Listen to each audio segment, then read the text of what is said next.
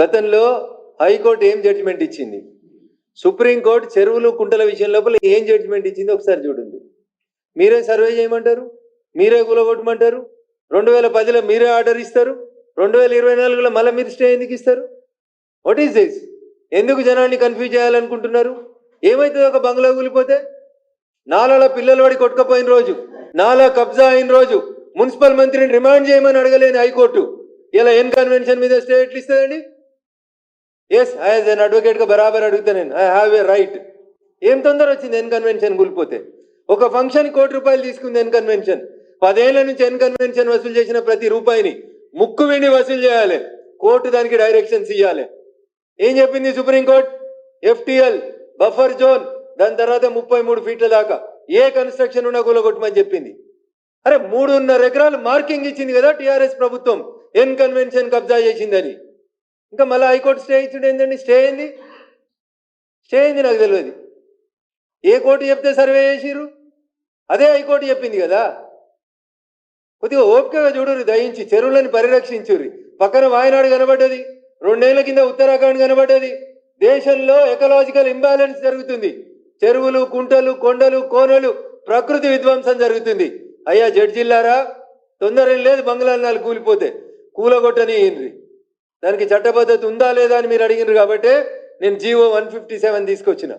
Honourable high court of Andhra Pradesh in a writ petition filed in 2007 and 8 categorically said all the lakes of the Hyderabad should be protected. మళ్ళీ మీరు ఎందుకు stay ఇస్తారు? ఇంకా writ petition number చెప్పమంటే చెప్తా జడ్జిలకి. ఇదే సగం సగం మా అడ్వకేట్లు సగం సగం రిప్రజెంట్ చేసి ఆగం పోయి దాంట్లో తీసుకొచ్చి ఏదో ఒక ఆర్డర్ తీసుకొస్తున్నారు.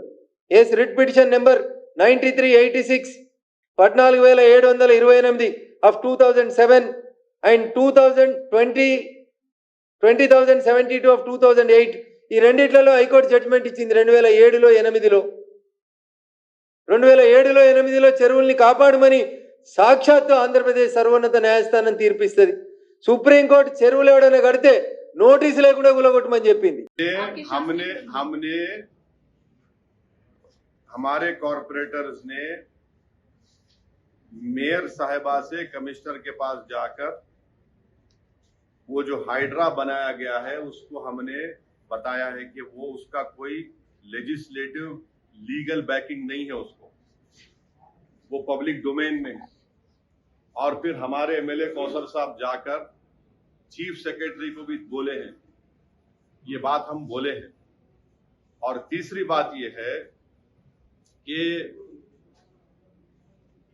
जीएचएमसी का जो ऑफिस है, अभी जीएचएमसी का ऑफिस है ना, तो हम लोग जो है हमारे स्कूल में जब हम लोग बस में जाते थे, हैदराबाद पब्लिक स्कूल को बस में जाते थे, मेरे को अच्छी तरह याद है हमारी जो बस होती थी वापसी में ऐसा आती थी, या फिर कभी कभी मैं पब्लिक स्कूल को जाता था बस पकड़ के, एक बस नंबर 7 होती थी, अभी भी होंगी, डबल डक्कर में बैठ जाता था मैं, ऊपर बैठने का बड़ा शौक था मेरे.